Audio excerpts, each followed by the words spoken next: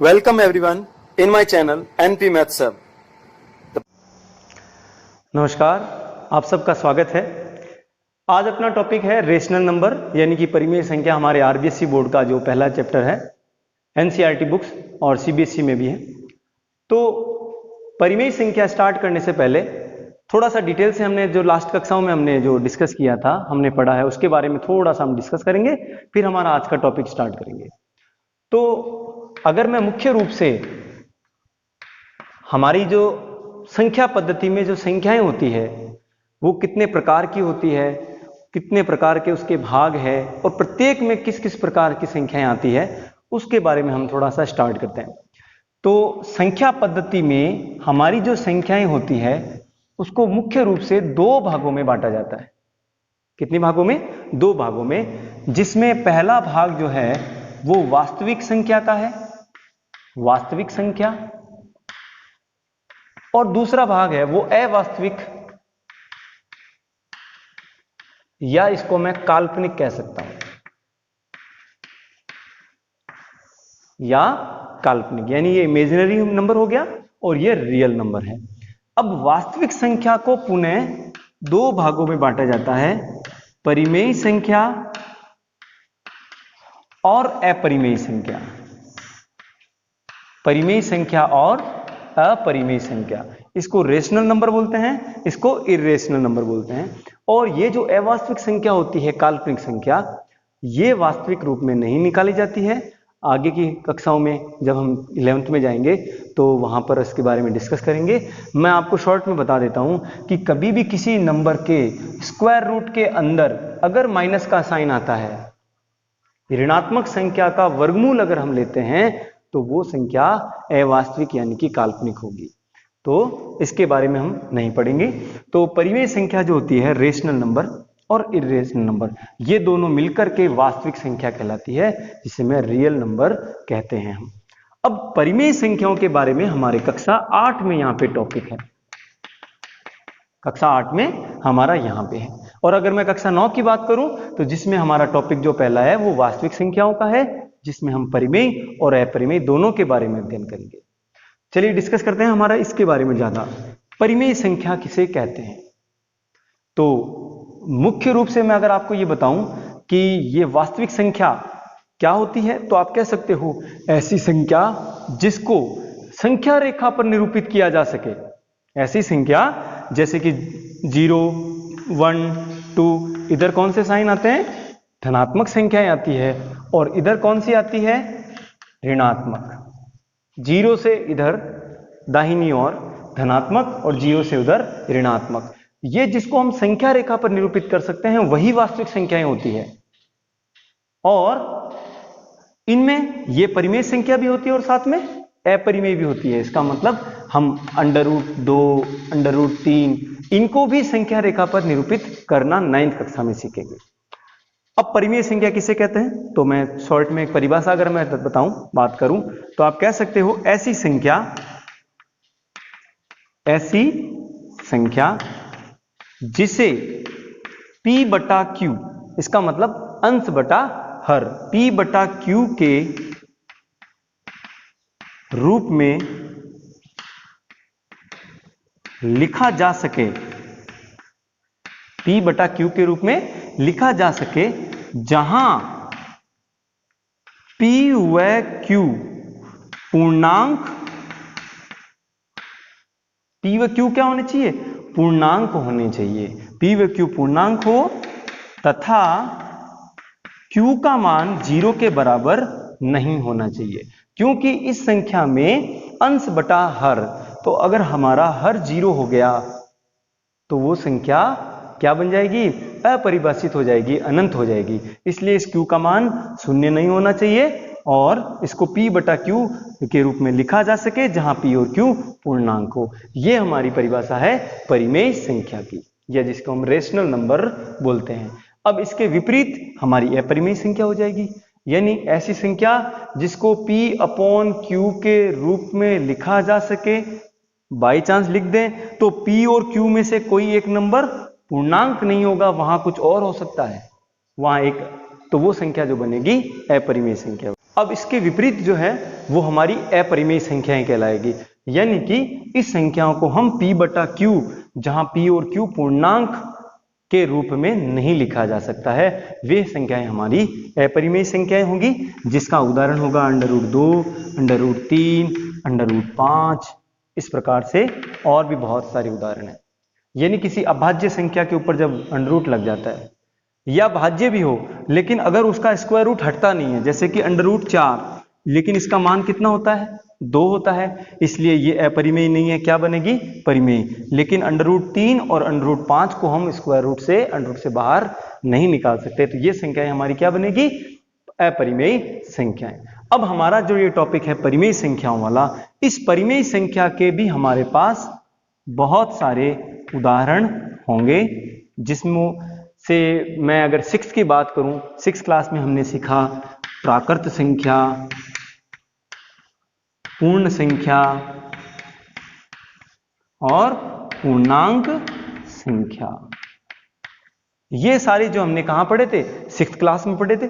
तो प्राकृत संख्या जिसको हम n से निर्देशित करते हैं, डिनोट करते हैं, कैसी संख्याएं जो 1 से प्रारंभ होकर अनंत तक चले, 1 से लेकर अनंत तक की संख्याओं को प्राकृत संख्या कहते हैं। अगर मैं पूर्ण संख्या जिसको हम w से निर्देशित करते हैं, ऐसी संख्याएं जो 0 से प्रारंभ होकर अनंत तक चले, 0 से अनंत तक की संख्याएं, ये संख्याएं क्या कहलाएगी हमारी पूर्ण संख्याएं कहलाएगी, पूर्ण संख्या। उसके बाद पूर्णांक जिसको मैं इंटीजर के रूप में लिख सकता हूं, जो क्या होगी 0 से लेकर अनंत तक धनात्मक और -1 -2 इधर भी आपकी ऋणात्मक अनंत तक, ये जो संख्याएं हैं हमारी कहलाएगी पूर्ण संख्याएं। और ये प्राकृत, पूर्ण, पूर्णांक, इन सब का जो समूह है वो हमारा कहलाता है परिमेय संख्याएं। अब यानी कि इसका एक एग्जांपल आप लेना चाहो तो जिसको P/Q, जैसे आपने लिख दिया 2/3, 2/3, तो 2/3 क्या है एक परिमेय संख्या है। आप देखिए यहाँ पे 2 और 3 जो है वो क्या है पूर्णांक है। यहाँ पे ये संख्याएं माइनस में भी हो सकती है, क्योंकि -2 भी हमारा एक पूर्णांक होता है, तो -2/3 भी परिमेय संख्या है। हमारे इस संख्याओं में हमारा जो अंश होता है वो 0 हो सकता है, क्योंकि 0 भी क्या होता है एक पूर्णांक संख्या होता है। तो मैंने 0/3 जिसका मान 0 ही होता है, तो 0 भी क्या है एक परिमेय संख्या है। लेकिन किसी संख्या के डिवाइड में, बटे के रूप में जो भिन्नात्मक रूप संख्या लिखते हैं, ये सारी हमारी परिमेय संख्याएं हैं, जिसमें बटे में, डिवाइड में, हर में कभी भी शून्य नहीं होना चाहिए, अन्यथा वो संख्या परिमेय नहीं रहेगी और वो अनंत और अपरिभाषित हो जाएगी। तो ये हमारी परिमेय संख्या की परिभाषा और इन परिमेय संख्याओं के प्रकार। अब इन संख्याओं के अलावा भी हम कुछ पढ़ते हैं संख्याएं, जैसे कि हम लेते हैं उदाहरण सम संख्या, ऐसी संख्याएं जिनमें 2 का भाग पूरा पूरा जाता है, वह संख्या सम संख्या कहलाती है। या यूं कहूं ऐसी संख्या जिसका इकाई का अंक 0, 2, 4, 6, 8, यानी कि इकाई का अंक 0, 2, 4, 6, 8 हो, तो ये संख्याएं क्या कहलाती है सम। और इसके अलावा विषम संख्या, यानी ऐसी संख्या जिसका इकाई का अंक 1, 3, 5, 7, 9 ये हो, यानी कि इन संख्याओं में, विषम संख्याओं में 2 का भाग पूरा पूरा नहीं जाता, वो हमारी संख्याएं विषम होगी। और जिनमें 2 का भाग पूरा पूरा जाता है वह सम संख्या होगी। इनके अलावा और हम कौन सी और संख्याओं के उदाहरण लेते हैं, जैसे हमने पढ़ा हुआ अभाज्य संख्या, जैसे हमने पढ़ा हुआ भाज्य संख्या। अभाज्य संख्या यानी ऐसी संख्या जिसमें स्वयं तथा 1 के अलावा किसी दूसरी संख्या का भाग पूरा पूरा नहीं जाता।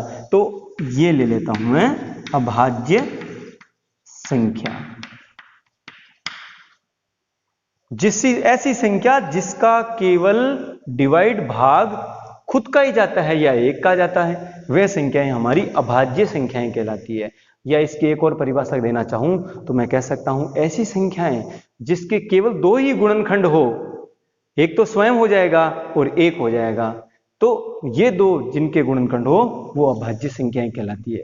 और अगर ऐसी कोई संख्या है जिसके गुणनखंड 1 और स्वयं के अलावा और भी हो, यानी कि दो संख्याओं के अलावा तीसरी संख्या का भी भाग जाता है, तो वो संख्या आपकी क्या कहलाएगी? भाज्य संख्याएं कहलाएगी। तो ये अभाज्य संख्याओं में कौन कौन हो गया? प्रथम अभाज्य संख्या 2 होती है, एक ना तो भाज्य होती है और ना अभाज्य संख्या होती है। 2 हमारी प्रथम अभाज्य संख्या होती है, 2 के बाद 3, 5, 7, 11 ऐसे आगे तक अनंत तक। आप देखिए इन एग्जाम्पल में, इनमें ये सारी वो संख्याएं हैं जिनमें केवल स्वयं का भाग जाता है और एक का भाग तो सभी संख्याओं में जाता है। तो ये संख्या हमारी अभाज्य संख्या होगी। और अगर मैं भाज्य संख्या का एग्जाम्पल लूं, उदाहरण लूं, तो याद रखिएगा प्रथम भाज्य संख्या 4 होती है। देखिए एक ना तो भाज्य होता है ना अभाज्य होता है, 2 अभाज्य है, 3 अभाज्य है। तो भाज्य संख्या की शुरुआत कहां से हुई? 4 से। 4 के बाद 6, उसके बाद 8 और उसके बाद बहुत सारी संख्याएं हमारी भाज्य होती है। तो ये है हमारी संख्याओं का एक चार्ट जो आपको अच्छे से याद होना चाहिए, इनकी परिभाषाओं के साथ याद होना चाहिए और इनको सिंबल के रूप में हम कैसे डिनोट करते हैं वो भी याद होना चाहिए। अब हम पढ़ेंगे इन संख्याओं में जो नियम लगते हैं, गणितीय संक्रियाएं, जिनमें मैं बात करूंगा क्रम विनिमयता, दूसरा जो हमारा होगा वो साहचर्यता और तीसरा जो हमारा होगा वो होगा वितरकता। ये जो है गुणधर्म, ये संख्याओं के गुणधर्म किन किन में संवृत होते हैं, यानी कि किन किन में वो अप्लाई किए जा सकते हैं, लागू किए जा सकते हैं और किस में नहीं, इसके बारे में आज अपना 8th क्लास का फर्स्ट चैप्टर जो था उसका सेकंड पार्ट है कि हमारी जो परिमेय संख्या हमने जो कल डिस्कस की थी उनके ऊपर हमारे ये 3 गुणधर्म जो लगाते हैं, क्रम विनिमयता, साहचर्यता और वितरकता।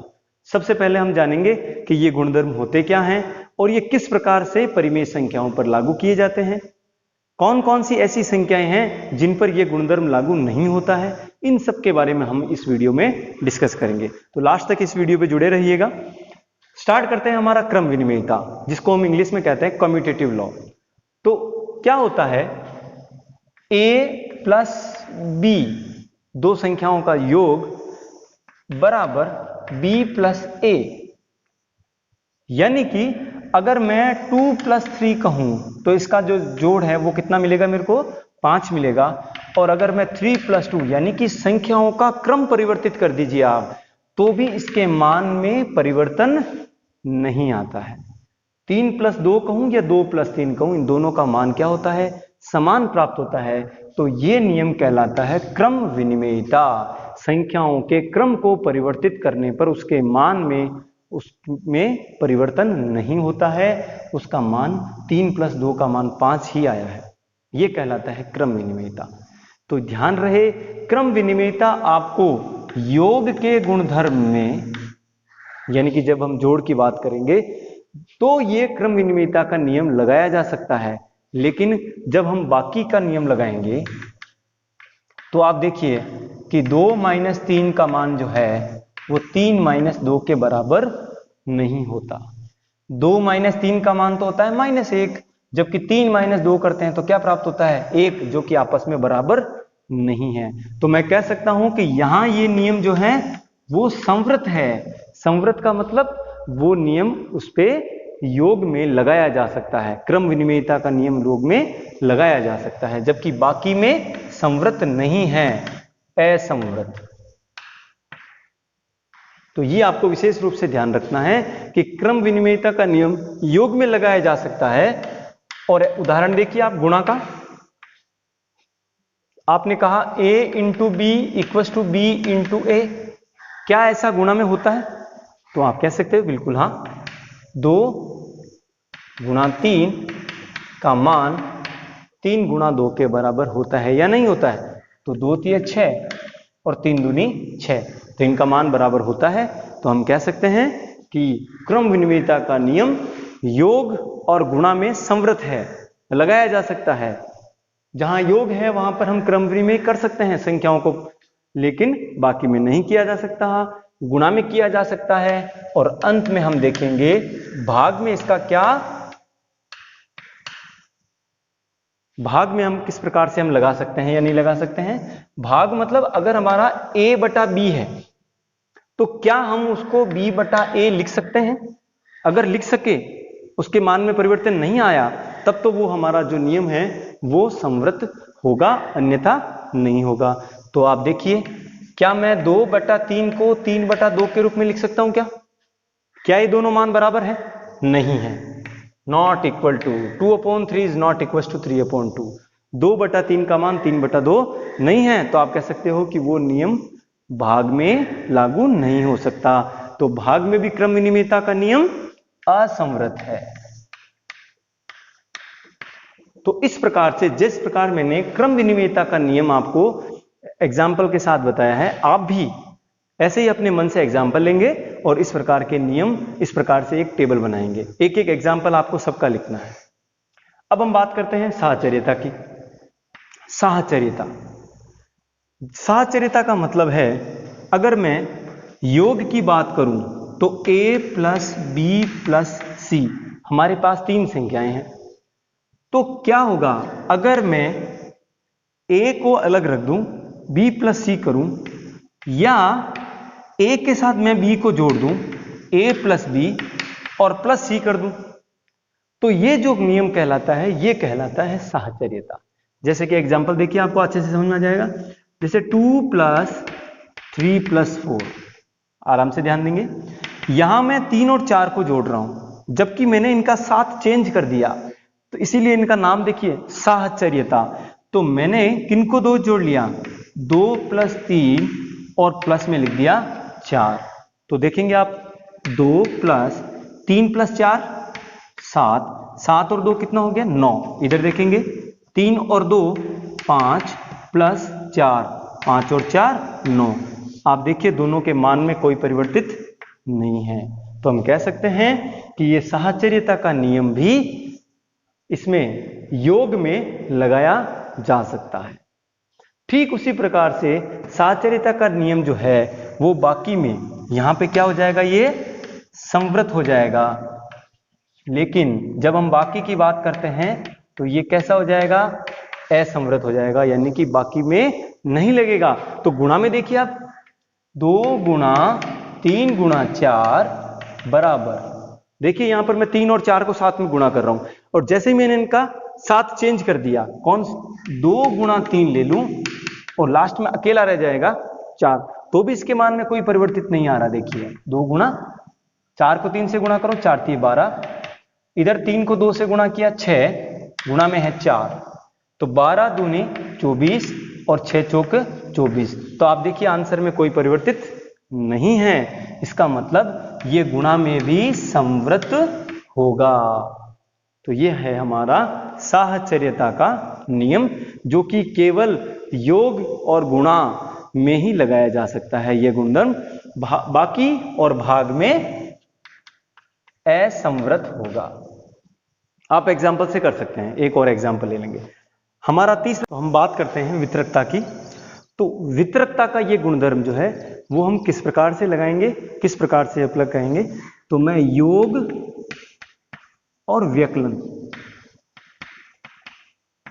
इन दोनों पर वितरकता का गुणधर्म किस प्रकार से लगता है वो हम बताएंगे। तो a b + c, ये एक हमारा फॉर्मूला हो जाएगा। यानी कि अगर ऐसा हो तो इस a को मैं b से भी मल्टीप्लाई करूं प्लस a को c से भी गुणा करूं, यही हमारा गुणधर्म जो है वो वितरकता कहलाता है। हम एग्जांपल ले लेंगे एक, जैसे उदाहरण, जैसे 2 कोष्टक 3 + 4। तो ध्यान दे, यहां कोष्टक का मतलब ही है गुणा के रूप में लिखना। तो पहले हम 2 को 3 से गुणा करेंगे और फिर 2 को 4 से भी गुणा करेंगे, 2 × 4। तो आपको जो आंसर मिलेगा, 2 × 3 करेंगे तो 6, 2 × 4 करेंगे तो 8 हो जाएगा, और 6 और 8 का जो जोड़ है वो 14 हो जाएगा। इस प्रकार से आप वितरण कर सकते हैं, डिस्ट्रीब्यूट कर सकते हैं, इसलिए इसका नाम क्या है? वितरकता, और इसको इंग्लिश में कहते हैं डिस्ट्रीब्यूटिव लॉ। तो ये है योग पर। इसी प्रकार से आप व्यकलन पर, तो व्यकलन पर किस प्रकार से होंगे? जैसे a, यहां अगर प्लस की जगह पर हमारे पास माइनस का चिन्ह आ जाता है तो हम इसको ऐसे लिख सकते हैं a into B minus a into C. अर्थात हम कह सकते हैं कि ये a जो है वो b के साथ भी मल्टीप्लाई होगा, गुणा होगा, फिर माइनस का साइन, और फिर a को मैं c से भी गुणा करूं। यही नियम हमारा कहलाता है व्यकलन यानी कि बाकी। उदाहरण इसका यही उदाहरण ले लेते हैं हम। यहाँ पे प्लस की जगह माइनस कर लें, 3 माइनस 4, तो इसका आंसर हो जाएगा 2 गुणा 3 माइनस 2 गुणा 4, जिसका मान देखिए आप 3 दूनी 6 और 4 दूनी 8। 6 माइनस 8 करोगे तो आपको कितना मिलेगा? माइनस का 2। तो ये नियम कहलाता है वितरकता का नियम। तो हमारा ये जो प्रश्न है इसमें आप देखिए जहां प्लस या माइनस होता है वो पद अलग होता है, यानी कि ये पद एक है, दूसरा पद हमारा ये है जहां एक अकेली संख्या है, और ये तीसरा पद है। हमारे पास 1 2 3 पद है। इन 3 पदों में से आप देखेंगे कि 3/5 दोनों पदों में है, लेकिन वो दूर है। तो हमने क्रम विनिमयता का नियम पढ़ा हुआ है जिसमें a गुणा b बराबर b गुणा a होता है। तो हम क्या करेंगे, सबसे पहले -2/3 गुणा 3/5, ये वाला पद मैंने वैसे ही रखा। इन दोनों संख्याओं में हमने इनका क्रम परिवर्तित कर दिया, यानी ये 5/2 है वो यहां रखा, और ये वाला जो पद है वो क्रम परिवर्तित होकर यहां पे -3/5 गुणा 1/6। तो हमारे पास अभी भी 3 पद हैं, लेकिन हमने इनका क्रम परिवर्तित किया, इसलिए हम कौन सा नियम लगाएंगे? क्रम विनिमयता। हमने नियम लगा दिया क्रम विनिमयता, यानी कि इनका क्रम परिवर्तित करने पर। अब आप देखिए उसके बाद आप कौन सा नियम लगा सकते हैं? तो इस संख्या में, इस पद में 3/5 है, इस पद में भी आपके पास 3/5 है, तो इन दोनों पदों में 3/5 उभयनिष्ठ है, तो आप इसको उभयनिष्ठ ले सकते हैं। 3/5 को मैंने कॉमन ले लिया या उभयनिष्ठ कर लिया, तो यहां आपको क्या मिलेगा? देखिए -2/3। उभयनिष्ठ लेने का मतलब होता है इसका इसमें भाग देना। तो जैसे ही 3/5 का भाग दूंगा तो केवल यहां बचेगा -2/3, और इस पद में माइनस ये 3/5 कॉमन आ गया, तो 3/5 का भाग 3/5 में दिया तो आपके पास मिलेगा 1/6, और ये 5/2 वैसा का वैसा। तो हमने कुछ नंबर, कुछ संख्या कॉमन ली है, उभयनिष्ठ लिया है, तो ये कौन सा नियम लग गया? वितरकता। ये हमारा नियम लग गया वितरकता, जिसमें हम कोई नंबर कॉमन भी ले सकते हैं या कॉमन लिए हुए नंबर को अंदर ब्रैकेट में भेजकर कोष्टक में गुणा भी कर सकते हैं। ये हमारा नियम कहलाता है वितरकता। अब ध्यान दें कि यहाँ 3/5 कोष्टक, यहाँ आपको सीधा सीधा क्या दिख रहा है? लघुत्तम लेना है, 6 और 3 का लघुत्तम। तो लघुत्तम लेने का सीधा तरीका है, इन दोनों संख्याओं में बड़ी संख्या आपकी 6 की टेबल बोलिए आप, 6 एकम 6, तो इस 6 में 6 का भी भाग जा रहा है और 3 का भी जा रहा है, फिर भी नहीं समझना है तो हम इस 6 का अभाज्य गुणनखंड 3 और 6 का अभाज्य गुणनखंड विधि द्वारा ऐसे पे ले सकते हैं। सबसे पहले 2 का भाग आपके 3 में नहीं जाएगा तो वैसे ही संख्या नोट कर लेनी है। 2 का भाग 6 में 3 बार, और 3 का भाग 6 में 1 बार, 3 में 1 बार, और 3 का भाग 3 में भी 1 बार। तो 2 गुणा 3, इन दोनों को आप गुणा कीजिए तो आपको ये 6 मिलेगा। वो क्या होगा आपका? लैसे पे, लघुत्तम समाप्रवर्त्य। कौन सी विधि से? अभाज्य गुणनखंड विधि से। फिर आप इस 3 का भाग 6 में दीजिए, तो 3 का भाग 6 में 2 बार गया, और गुणा में आपके माइनस का 2 है। ये माइनस का चिन्ह है, इसलिए मैंने इसको यहाँ पे कोष्टक में बंद किया है। फिर यहाँ पे माइनस का चिन्ह, 6 का भाग 6 में 1 बार जाएगा, और गुणा में भी आपके 1 ही है, और यहाँ पे लास्ट में 5/2। फिर देखिए आप 3/5, यहाँ इसका एलसीएम 6 है, इनको हम गुणा कर लेंगे तो 2 इंटू -2 करेंगे तो 2 दूनी 4, और माइनस का 4 एकम 4, और ये आपके हैं प्लस का 5/2। उसके बाद देखिए आप 3/5 कोष्टक, यहाँ पे बटे में है आपके 6 और इसको -4 -1 किया तो ये आया आपके -5 और +5/2। अब आगे किसी प्रकार का आपको गुणधर्म नहीं लगाना है। यहाँ देखिए आप 5 का भाग 1 बार और यहाँ 5 का भाग 5 में 1 बार, तो ये गुणा हो जाएगा। देखिए 3 को हम यहाँ पे, ये 5 का भाग 5 में 1 बार गया था, तो ये एक कैसा है माइनस का, तो 3 को -1 से गुणा करेंगे तो -3 बटे में क्या है 6 +5/2। यहाँ आप 3 का भाग 6 डायरेक्ट यहाँ भी काट सकते थे, तो 3 का भाग देखिए 3 में 1 बार गया और 6 में 2 बार, तो हमारे पास आंसर आया है -1/2 +5/2। फिर से इसको क्या लेना पड़ेगा, लैसे पे लेना पड़ेगा, या यूं कहूं जब दो भिन्नों का हर समान हो तो हर वैसे ही लिख देते हैं और ऊपर वाले नंबर -1 +5, जो माइनस का है वो माइनस, प्लस का होता तो प्लस का। तो इसको हल करेंगे, माइनस का 1 प्लस का 5, 5 में से 1 गया तो आपको मिलेगा 4/2 और 2 का भाग 4 में 2 बार। ये जो है इस प्रश्न का संपूर्ण हल। 1.1 जो है परिमेय संख्या, उसका फर्स्ट क्वेश्चन का सेकंड पार्ट, एक क्वेश्चन दे रखा है जिसको आपको उचित गुणधर्मों की सहायता से उसको हल करना है। अब गुणधर्म कौन से होंगे, थोड़ा सा मैं रिवाइज कर लेता हूं। नंबर 1 हम काम में लेंगे क्रम विनिमेयता, दूसरा हम काम में ले सकते हैं वितरकता और तीसरा हो जाएगा साहचर्यता। यह है अपने गुणधर्म, इनका यूज करके यहां आपको काम करना है।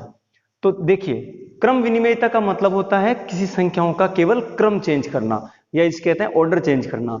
तो क्या होता है, अगर मैं 2 गुणा 3 कहूं या 3 गुणा 2 कहूं, उत्तर दोनों का क्या रहता है सेम, क्योंकि ये जो क्रम विनिमेयता का नियम है वो जोड़ और गुणा इन दोनों जगह पे लागू होता है, बाकी और भाग में इसको लागू नहीं किया जा सकता। तो आप क्या कीजिए, इन दोनों, हमारे पास देखिए पद कितने हैं 1, अब ये प्लस माइनस का चिन्ह आया। दूसरा, जहां गुणा का चिन्ह होता है तो वो पद अलग नहीं होता, वो पद एक ही होता है। पद अलग कब होगा, जब बीच में प्लस या माइनस आए। फिर देखिए ये प्लस आया, इसका मतलब हमारे पास पदों की संख्या कितनी हो गई 3। अब इन 3 पदों में से ऐसा पद देखिए जिसमें दोनों में कोई उभयनिष्ठ संख्या हो, उभयनिष्ठ परिमेय संख्या हो। तो इधर देखिए आप, यहां भी 2/5 गुणा में है और यहां भी 2/5। तो पहला काम, इन दोनों के बीच क्रम परिवर्तित कीजिए, ऑर्डर चेंज कीजिए, क्रम विनिमेयता का नियम लगाएंगे। तो हम लगाएंगे 2/5 गुणा -3/7। अब ध्यान दें, ये पूरा पद उधर जाएगा, कौन जाएगा इधर, -1/6 गुणा 3/2, और ये वाला पद कौन है, प्लस का 1/14 गुणा 2/5। ये पूरा पद इधर आया, ये वाला पद उधर चला गया। चिन्ह का विशेष रूप से ध्यान रखेंगे, इनका चिन्ह चेंज नहीं कर रहे हैं हम, किसी तरह से कोई पक्षांतरित नहीं कर रहे हैं। जब पक्षांतरण नहीं करते हैं तो केवल संख्या को उधर किया जाता है। आगे देखिए, अब यहां भी 2/5 है, यहां भी 2/5 है, तो यहां ये आपने कौन सा नियम लगाया, ये आ गया आपने क्रम विनिमेयता, क्रम विनिमेयता से। अब दूसरा आगे देखिए, अब इन दोनों में कुछ समान गुणनखंड है, एक निश्चित परिमेय संख्या दोनों में गुणा हो रही है, तो वो कितनी है 2/5। तो आपने 2/5 को कॉमन ले लिया, तो यहां से आपको कॉमन लिया है, तो देखिए यहां से क्या बचेगा, -3/7 प्लस यहां से भी 2/5 कॉमन आ गया, तो यहां क्या बच गया 1/14 और माइनस का 1/6 गुणा 3/2, ये वैसा का वैसे ही। तो ये जो हमने क्रम, ये आपने कॉमन लिया है, उभयनिष्ठ लिया है गुणनखंड, इसको कहते हैं वितरकता, वितरकता नियम से। अब आप देखिए, इसको हल करना है 2/5 कोष्टक 14 और 7 का एलसीएम आ जाएगा लघुत्तम 14। 14 7 का भाग 14 में कितनी बार गया, 2 बार गया, और उसको अंश कौन है, -3 से गुणा कर देंगे, प्लस 14 का भाग 14 में 1 बार गया और अंश भी 1 है, माइनस, इसको क्या कीजिएगा, आप काट सकते हैं, क्योंकि और अगर कोई नियम नहीं लग रहा है अपने, तो 3 का भाग 6 में कितनी बार गया? 2 बार गया।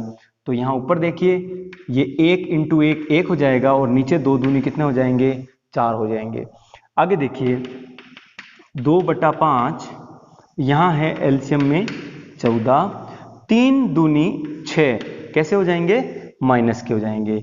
और 1 एकम 1 माइनस के 1/4।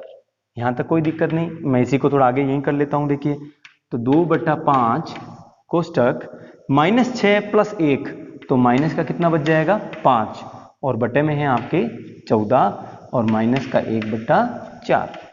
फिर ध्यान दें, अब यहाँ देखिए 5 का भाग 5 में एक बार, 5 का भाग -5 में करेंगे तो माइनस का 1 रह जाएगा। अब यहाँ अगर आप माइनस नहीं लगाओ तो ध्यान रखना आपका ये माइनस काम आने वाला है। फिर देख 2 का भाग 14 में कितनी बार गया? 7 बार। तो आपका हल क्या हुआ है? 1 इंटू 1 1, और वो भी कैसा? माइनस का, और नीचे 7 एकम 7 माइनस 1/4। यहाँ से आपको फिर से देखिए 7 और 4 का लघुत्तम लेना पड़ेगा। ये देखिए 7 एक अभाज्य संख्या है, तो अभाज्य संख्या, और इधर क्या है? ये 4 एक भाज्य संख्या है, दोनों अलग अलग हैं। तो आप बड़ी वाली संख्या का गुणा बोलिए। 7 एकम 7, अभी तक 4 का भाग नहीं जा रहा है। 7 दूनी 14, 7 तिये 21। जिस जगह पर 4 का भाग जाए वहां रुक जाना है। तो 7 चौक 28, 7 चौक 28 में 7 का भाग भी जा रहा है और 4 का भाग जा रहा है। यहाँ आप चाहो तो इस तरह से अभाज्य गुणनखंड भी कर सकते हैं। 2 का भाग 28 में 14 बार, 2 का भाग 14 में 7 बार, 7 का भाग 7 में 1। तो इसका जो लेस पे आया है वो कितना आया? 2 दूनी 4 इंटू 7, 2 इंटू 2 इंटू 7, ये भी कितना आया है? 28। वो मैंने यहाँ काम में लिया है। देखिए 7 का भाग 28 में कितनी बार गया? 4 बार। वो 4 किससे गुणा होगा? -1 से, तो 4 इंटू -1। फिर ये चिन्ह कैसा है? माइनस का। 4 का भाग 28 में कितनी बार गया? 7 बार। ये 7 ऊपर कितने किससे गुणा हो जाएगा? 1 से। 4 एकम -4, और ये हो गया 7 एकम -7/28, और ये 7 और 4 तो -11/28। तो ये आपका हो जाएगा इस जो अपना प्रश्न दे रखा था, गुणधर्मों का उपयोग करते हुए उसको हल करना। आई होप यहाँ तक आपकी कोई दिक्कत नहीं है, ये अच्छे से समझ में आया होगा। अगर किसी परेशानी हो, किसी भी प्रकार की प्रॉब्लम हो, कमेंट जरूर करें। इसी का क्वेश्चन नंबर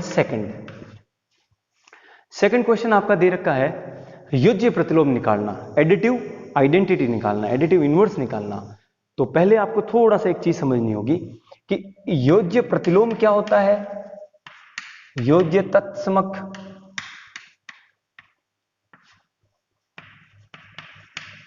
योज्य प्रतिलोम और गुणात्मक तत्समक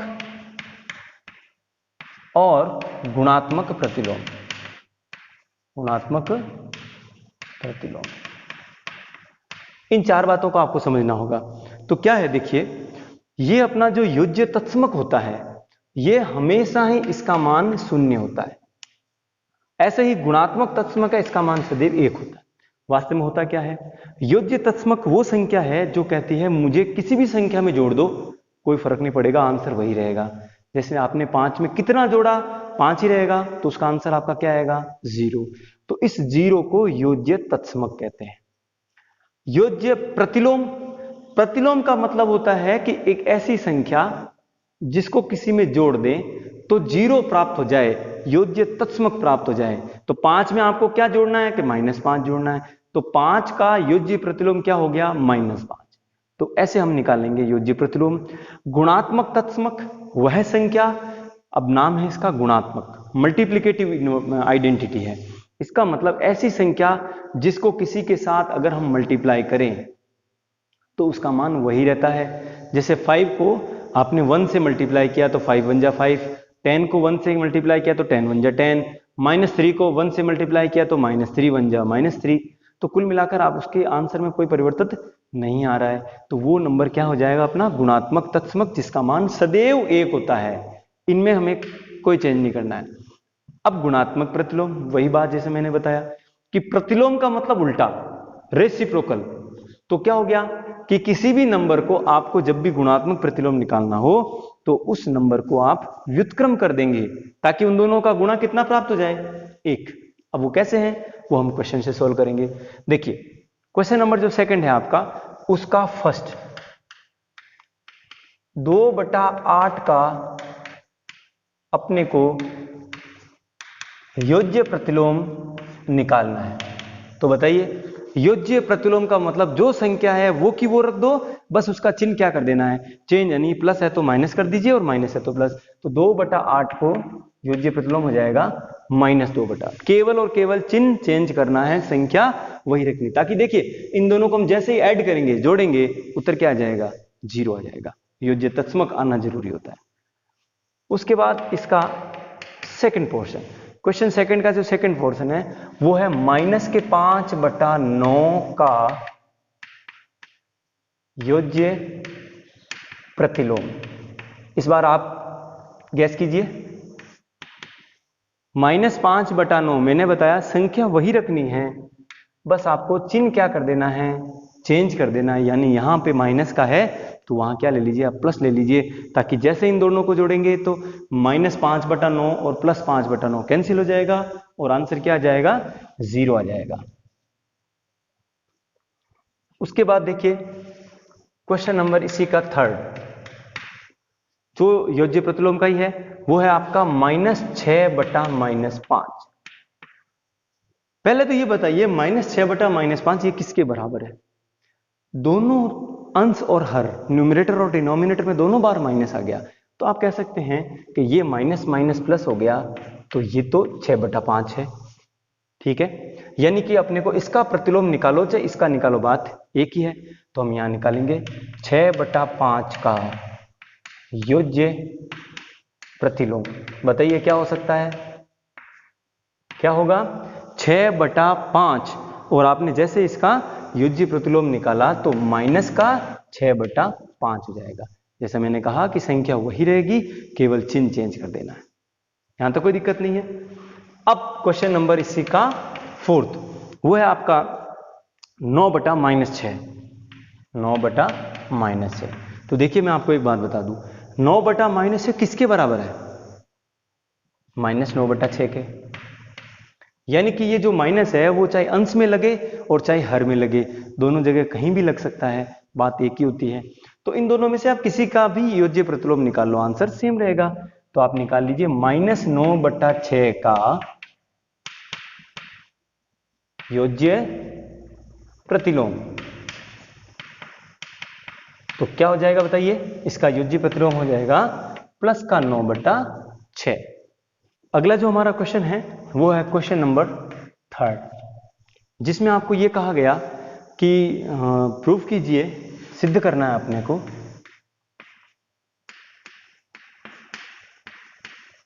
कि -(x) बराबर x। वैसे कि हम जानते हैं कि ये माइनस माइनस जब गुणा होंगे तो माइनस माइनस प्लस हो जाएगा और इसकी वैल्यू x के बराबर होगी, लेकिन ये अपने को कुछ उदाहरण की सहायता से आपको सिद्ध भी करना है। तो इसका जो फर्स्ट है वो दे रखा है x बराबर 11/15। तो इसको इस तरह से आपको सिद्ध करना है। तो हम इसमें लेफ्ट हैंड साइड, यानी जिसे हम कहते हैं जो आपका बायां भाग है वो लेंगे।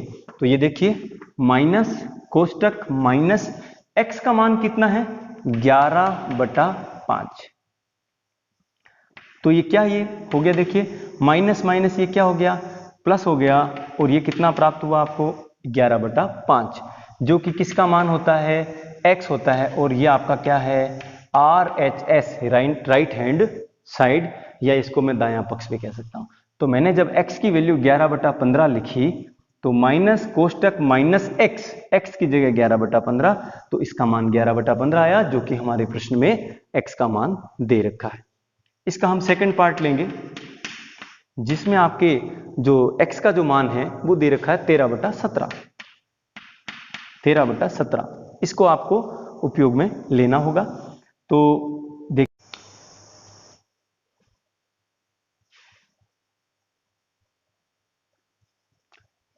इसका जो सेकंड पार्ट है उसमें आपको 11 x का जो मान है वो 13/17 17 दे रखा है। इस 13/17 का हमें उपयोग करना है इस सूत्र में। तो हम शुरू करेंगे अपने LHS के साथ। LHS में दे रखा है माइनस ब्रैकेट माइनस एक्स, ठीक है।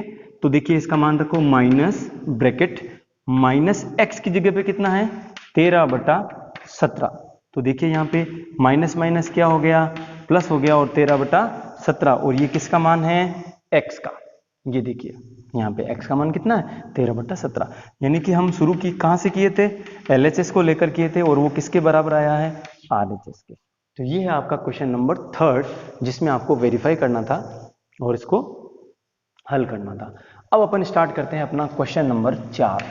जैसा कि मैंने पहले बताया आपको कि योज्य प्रतिलोम और योज्य तत्समक का मान सदैव एक होता है। योज्य प्रतिलोम जो होता है वो जो संख्या दे रखी है उसका केवल चिन्ह परिवर्तित किया जाता है, संख्या वही रखी जाती है। इसी प्रकार से जो आपका अब अपन को निकालना है गुणात्मक तत्समक। गुणात्मक तत्समक तो मान एक होता है, अब अपने को गुणात्मक निकालना है प्रतिलोम। तो इसका हम शुरू करते हैं। इसका पहला भाग गुणात्मक प्रतिलोम किसका निकालना है, मान लीजिए आपको निकालना माइनस का 13। तो -13 का गुणात्मक प्रतिलोम बराबर क्या होगा, थोड़ा सा गेस कीजिए। यानी कि यहां ऐसी संख्या बताइए जिससे आपका आंसर 0 आ जाए, आंसर 1 आ जाए। 0 किस में आता है, जब हम योज्य प्रतिलोम निकालते हैं। तो यहां पे देखिए -13 को आप किससे गुणा करें कि उत्तर 1 आ जाए, गुणात्मक तत्समक का मान 1 आ जाए। तो आप क्या करोगे, इसको गुणा कर दीजिए -1/13 या 1/-13, बात एक ही है। यानी हमने क्या किया, ये देखिए -13 से -13 कट हो जाएगा और आपका उत्तर कितना आ जाएगा 1 आ जाएगा। क्योंकि जब भी गुणात्मक प्रतिलोम निकालना हो तो संख्या को हमेशा क्या करना पड़ता है, व्युत्क्रम यानी कि इन्वर्स करना पड़ता है, उल्टा करना पड़ता है, और चिन्ह कभी चेंज नहीं करना, चिन्ह वही रह जाएगा। तो इसका आंसर हो जाएगा -1/13। चलिए एक और एग्जांपल लेते हैं, आपको अच्छे से समझ में आया इसके लिए। मान लीजिए दे रखा है क्वेश्चन -13/19 का गुणात्मक प्रतिलोम, बताइए क्या होगा। मैंने जैसे बताया संख्या को उल्टा कर दीजिए, तो ये हो जाएगा 19/13, और चिन्ह वही रखना है। तो ये चाहे चिन्ह नीचे लगाऊं चाहे ऊपर लगाऊं, बात एक ही है। न्यूमरेटर में लगो चाहे डिनोमिनेटर में, अंश में लगो चाहे हर में लिखो, उससे कोई फर्क नहीं पड़ता। अब देखिए आपको हिंट देख लीजिए, -13/19 को अगर मैंने संख्या उल्टी कर दी 19/13, चिन्ह वही रखा, तो गुणा करेंगे तो देखो 13 से 13 कट जाएगा, 19 से 19 कट जाएगा। तो -1 गुणा -1 करेंगे तो आपको कितना मिल जाएगा, प्लस का 1 मिल जाएगा। चलिए इसका थर्ड पार्ट क्या है, 1/5। तो 1/5, ये तो बहुत आसान है, बताइए। गुणात्मक प्रतिलोम लिखा तब तक तो आपको आंसर आ जाना चाहिए था। 1/5 का गुणात्मक प्रतिलोम सही है क्या, गलत है। क्यों है, इस संख्या को क्या करना पड़ता है, रेसिप्रोकल, 5/1 यानी कि 5। चलिए फोर्थ में ट्राई कीजिए। फोर्थ है आपका, फोर्थ थोड़ा सा इसमें क्या किया, दो परिमेय संख्याएं गुणा में दे दी। तो -5/3 इंटू 3/7, कुछ ऐसा ही क्वेश्चन है आपके, माइनस लगा होगा यहाँ पे। अब इसका क्या निकालना है, गुणात्मक प्रतिलोम का गुणात्मक प्रतिलोम। तो इससे पहले आपको क्या कीजिए, इस संख्या को पहले ये चिन्ह हटाइए। जैसे कि देखिए माइनस माइनस गुणा करेंगे तो क्या हो जाएगा, प्लस हो जाएगा। और ये देखिए 3 का भाग एक बार, 3 का भाग एक बार, ठीक है। तो ये ऊपर कितना आया, -5 को -1 से गुणा करेंगे तो क्या हो जाएगा, प्लस का 5 हो जाएगा, और नीचे 7 एकम कितना हो जाएगा, 7। अब इसका आपको क्या निकालना है, का गुणात्मक प्रतिलोम। अब ये आप आसानी से बता सकते हो, बताइए कितना होगा, संख्या को उल्टा या रेसिप्रोकल कर दीजिए, 7/5। इसका फिफ्थ पार्ट दे रखा है -1। तो -1 का गुणात्मक प्रतिलोम क्या होगा? -1 मतलब ये कुछ इस तरह से है, -1/1 है, और आप जैसे इसको उल्टा करोगे तो ये 1/-1 हो जाएगा, या इसका आंसर मैं -1 ही लिखूं तो वही रहेगा। यानी कि एक ऐसी संख्या जिसका गुणात्मक प्रतिलोम वही होता है, वो है आपका -1 और +1। 1 का गुणात्मक प्रतिलोम भी 1 होता है और -1 का गुणात्मक प्रतिलोम भी -1 होता है। ये हो गया आपका क्वेश्चन नंबर 4।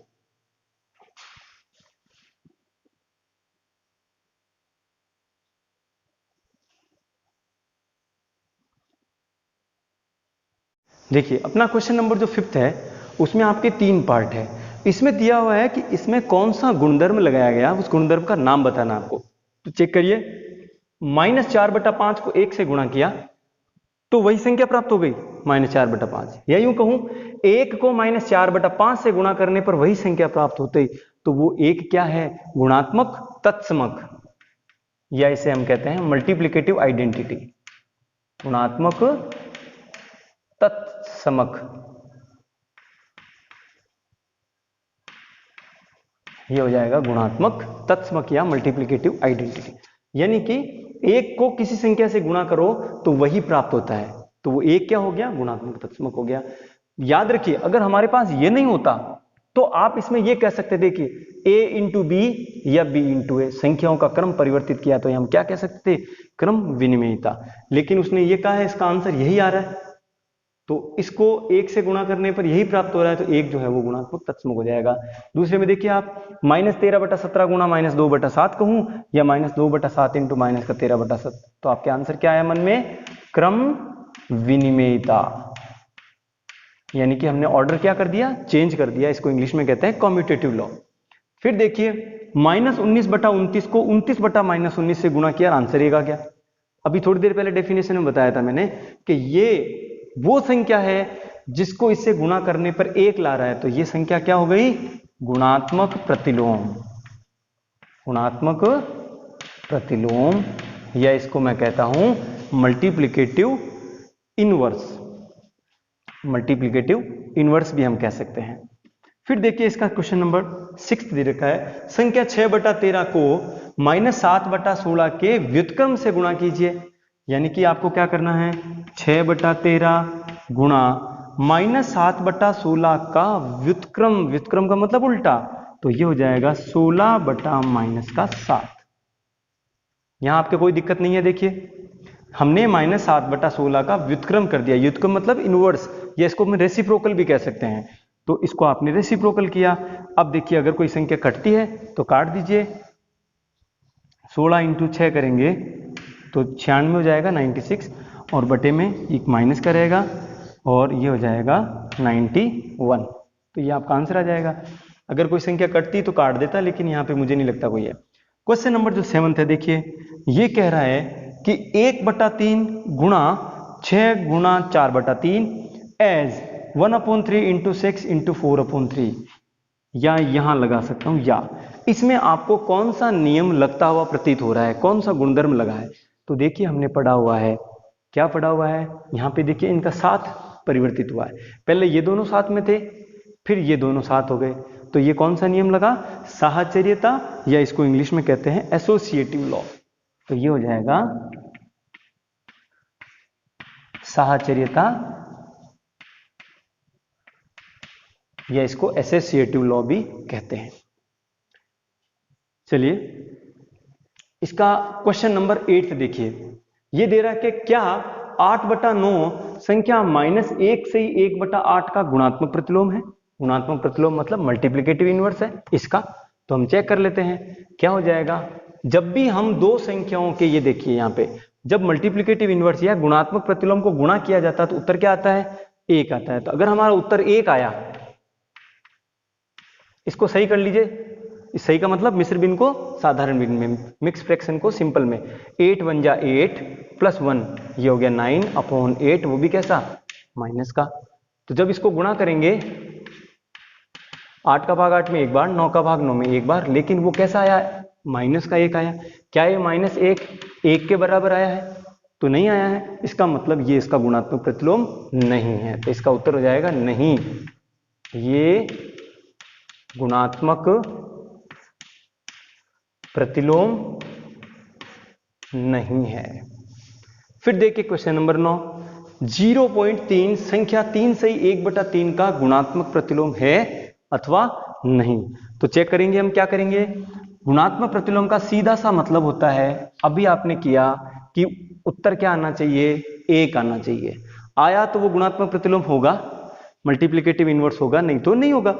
तो 0.3 को गुणा करेंगे 3 सही 1/3 के साथ। तो देखिए क्या होता है, इसका आप पॉइंट हटाओगे तो पॉइंट हटाने के लिए आपको डिवाइड में 10 लिखना पड़ेगा।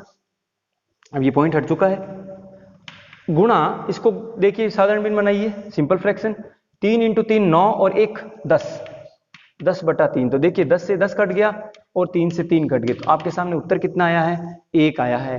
तो ये इसका गुणात्मक प्रतिलोम है नहीं, इसका उत्तर हो जाएगा हाँ, वो उसका गुणात्मक प्रतिलोम है। क्वेश्चन नंबर 10 और 11 जो हैं वो आपके खाली जगह के रूप में हैं।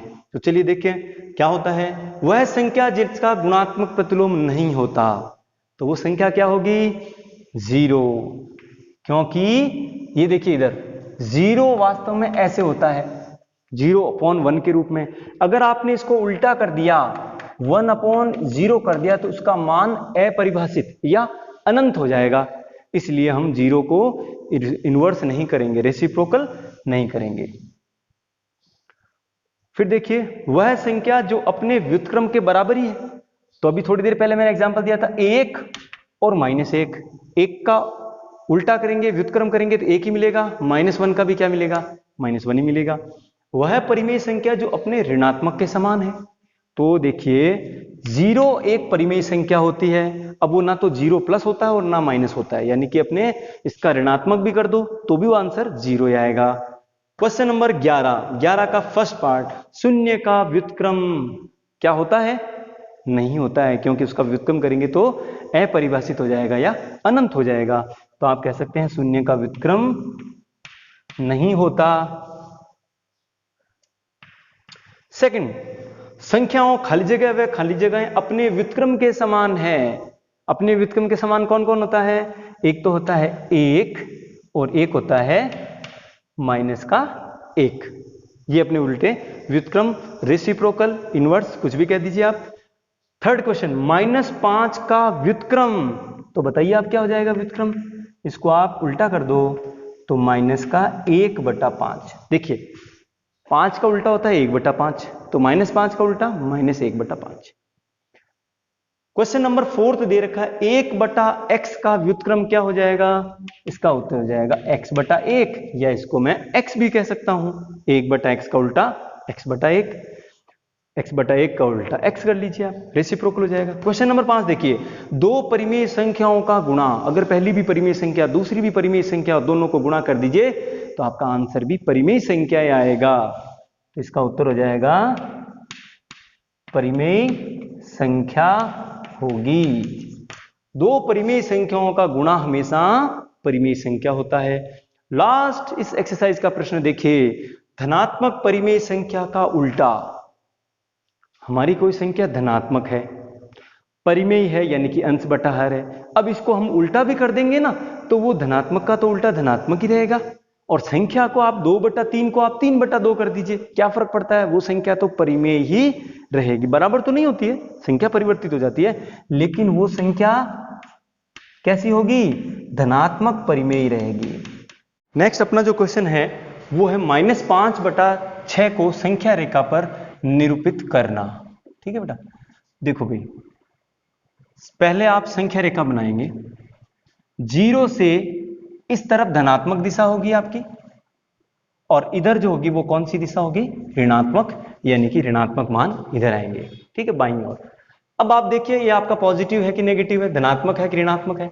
-5/6 का मतलब ये ऋणात्मक दिशा की ओर होगा। ठीक है, यानी ये नंबर हमारा इधर ही कहीं आने वाला है। उसके बाद आप देखिए कि -5/6, क्या 6 का भाग 5 में एक बार कंप्लीट गया क्या, पूरा पूरा गया क्या, नहीं गया। एक बार नहीं गया, इसका मतलब ये 0 से तो इधर है लेकिन 1 से थोड़ा इधर है। अगर यहां देखो 6 हो जाता तो 6 का भाग 6 में एक बार तो ये अपना नंबर यहां हो जाता, लेकिन यहां 6 का भाग 5 में पूरा नहीं गया, एक बार पूरा नहीं गया, इसका मतलब 1 से छोटा है। सोचो यहां पर ऐसे हो जाता 8/6, तो आप क्या कहते 6 का भाग 8 में एक बार पूरा गया, इसका मतलब 1 से आगे। 6 का भाग 8 में दो बार नहीं गया, इसका मतलब 1 से तो आगे लेकिन 2 से पहले। इस तरह का अपन। तो अब आप देखो डिवाइड में भाग में कितने हैं 6, तो इस भाग के 6 हिस्से बनाने हैं आपको। ये देखिए पहला, दूसरा, ये मिड पॉइंट इनका तीसरा, चौथा, पांचवा और छठा। ये पहला भाग, दूसरा, तीसरा, चौथा, पांच, पहला यहां पे नहीं होगा, ये तो इसके नीचे 0 है ना, ये हो जाएगा 1 2 3 4 5 6, 6 हो गए। ये दिशा कौन सी है, ऋणात्मक है, तो -1, -2, -3, -4, -5, -6। अब सबके बटे में 6 लगा दो, 0 के भी बटे में 6 लगाओगे तो 0 ही मिलेगा। सबके बटे में 6 लगाया। अब आप देखिए आपको कौन सा भाग चाहिए, -5/6, तो -5/6 का मान ये इस तरह है। इस तरह से आप उसको एरो बना दीजिए और आप बता सकते हैं कि -5/6 इस संख्या रेखा पर यहां है। ठीक है, प्रश्नावली 1.2 का अपना तीसरा क्वेश्चन है, -2/11, -5/11, -9/11 को संख्या रेखा पर निरूपित कीजिए। यह है अपनी संख्या रेखा। ये जो सारे मान है यानी कि तीनों जो मान है वो धनात्मक है अथवा ऋणात्मक, ऋणात्मक है। इसका मतलब 0 से बाईं ओर यानी लेफ्ट साइड में जब आएंगे तो आपको कौन सी टर्म्स, कौन से मान मिलते हैं, ऋणात्मक मिलते हैं, और इस दिशा में जब आते हैं तो आपको पॉजिटिव यानी कि धनात्मक मिलते हैं, इधर आपके ऋणात्मक मिलेंगे। ठीक है, अब आप देखिए आपका जो पहला नंबर है ये वाला -2/11, -2/11। देखो भाई ये नंबर माइनस में है, इसका मतलब 0 से इस डायरेक्शन में यानी कि 0 से छोटा है, ये माइनस बताता है। फिर आप देखिए कि 11 का डिवाइड 2 में 11 का भाग 2 में एक बार गया क्या, नहीं गया, एक बार नहीं गया, इसका मतलब ये जो अंक है वो 1 से छोटा है। 1 से कैसा है, छोटा है। अब 1 से छोटा है तो आप क्या करोगे, फिर देखो इसके डिवाइड में कितने हैं, 11 भाग है, तो मैंने ये गेप थोड़ा ज्यादा इसीलिए लिया है कि मुझे 0 से 1 तक का जो अपना मान या संख्या रेखा है उसके कितने हिस्से करने पड़ेंगे, 11 हिस्से। तो ध्यान दें ये तो 0 है, इसको तो काउंट करना नहीं है। अगला हिस्सा शुरू करते हैं अपन, पहला, दूसरा, तीसरा, चौथा, पांचवा, यहाँ पे छठा, सातवां, आठवां, नौवां, 10वां, और इस जगह ले लेते हैं अपन 11वां भाग, जहां पर क्या लिखा अपना 1 लिखा हुआ। ये मैंने 11 हिस्से किए हैं, यहां हम काउंटिंग लिखें। अच्छा इधर माइनस में आ रहे हैं ना, तो इसकी पहली काउंटिंग -1, -2, -3, -4, -5, -6, -7, -8, -9, -10 और -11। ये कुल मिलाकर मैंने इसके भाग लिखे। अब इनके सबके डिवाइड में क्या लिखना है आपको, 11 लिखना है, क्योंकि आपने 11 भाग किए हुए हैं, तो सबके डिवाइड में, सबके भाग में आपको 11 लिखना है। तो मैंने भी 11 लिख दिए, देखिए। ठीक है, यहां तक तो समझ में आया होगा आपको, साथ साथ कॉपी में जरूर नोट कर लें। ये देखिए, अब आप देखो जब 0 में आप 11 का डिवाइड करोगे तो आपको 0 मिलेगा, यानी ये भी सही है। 11 में 11 का डिवाइड करोगे तो आपको ये देखिए इधर कैसा, आपको -1 है ना, तो 11 में 11 का डिवाइड करेंगे तो आपको -1 मिल जाएगा। और आपको चाहिए -2/11, तो ये देखिए इस डायरेक्शन में, इस पॉइंट पर, इस बिंदु पर आपका -2/11 है। फिर देखिए ये जितने भी नंबर है ना, सबके डिनोमिनेटर वही है, इसका मतलब इसी भाग में ये स्थित है। कहां है, -5/11, तो ये इस जगह पे अपना -5/11। तीसरा है -9/11, तो इस जगह पे आप लिख दें, ये है आपका -9/11। तो इस तरह से आपने इन तीनों नंबर को, ये तीनों संख्याएं कैसी होती है, परिमेय संख्या होती है। कौन सी संख्या होती है, परिमेय संख्याओं को कहां पे निरूपित किया आपने?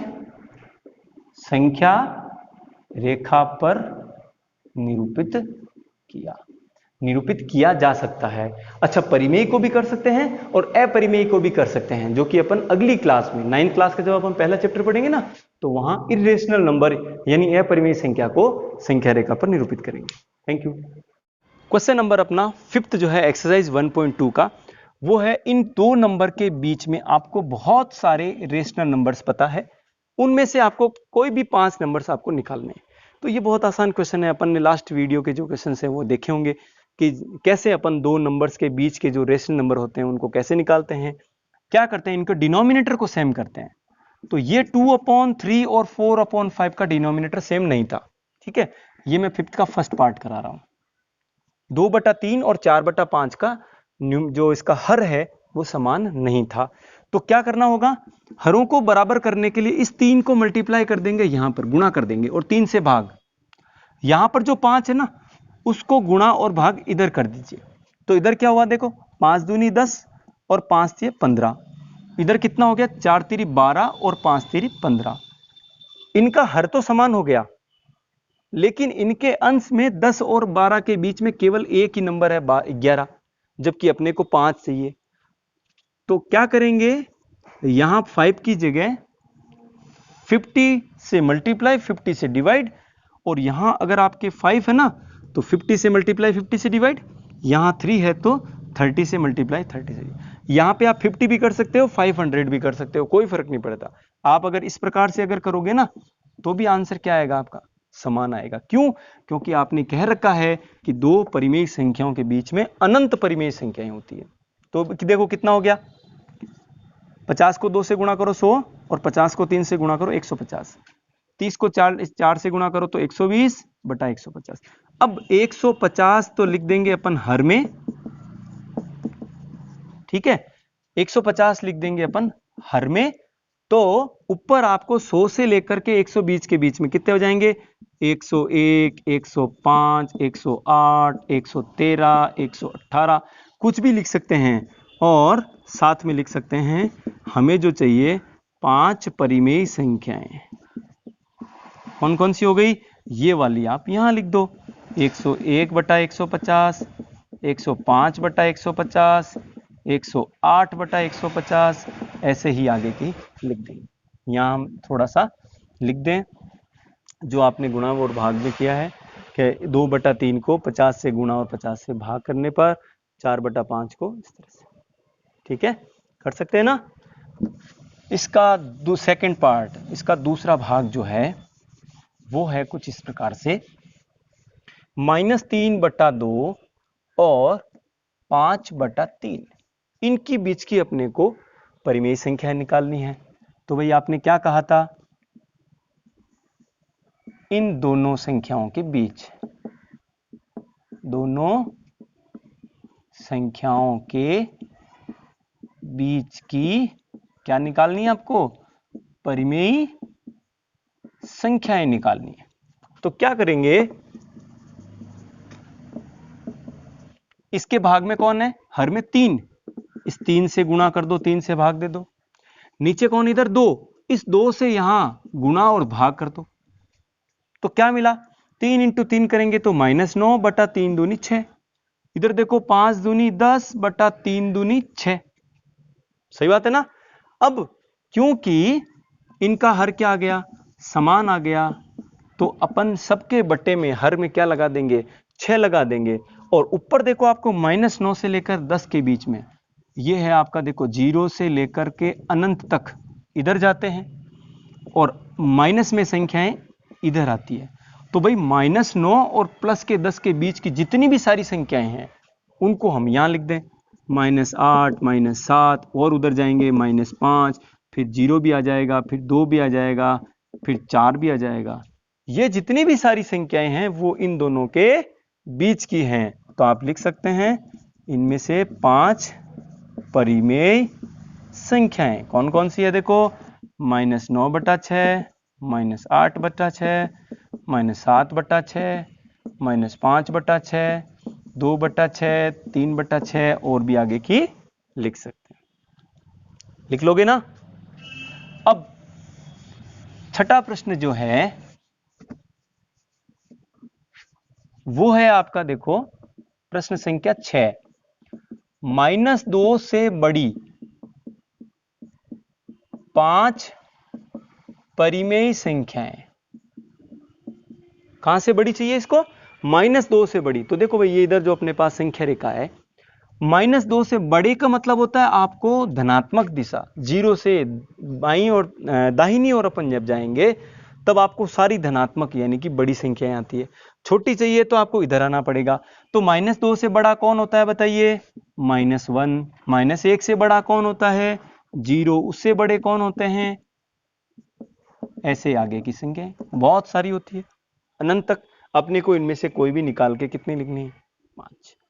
ये ध्यान देना, -2 और -1 में बड़ा कौन होता है? -1।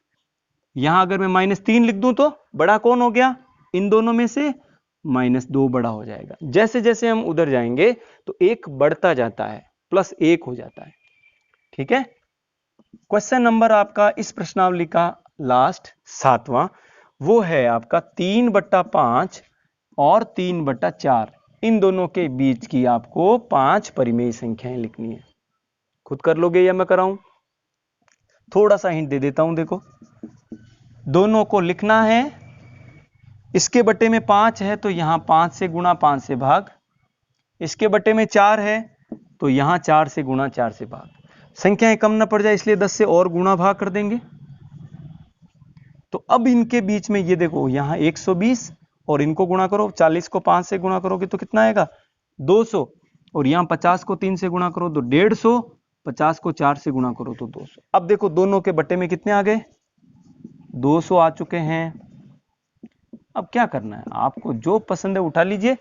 120 से लेकर 150 के बीच की जो पसंद है, 125, 130, 135, 139, 145, जो आपकी मर्जी।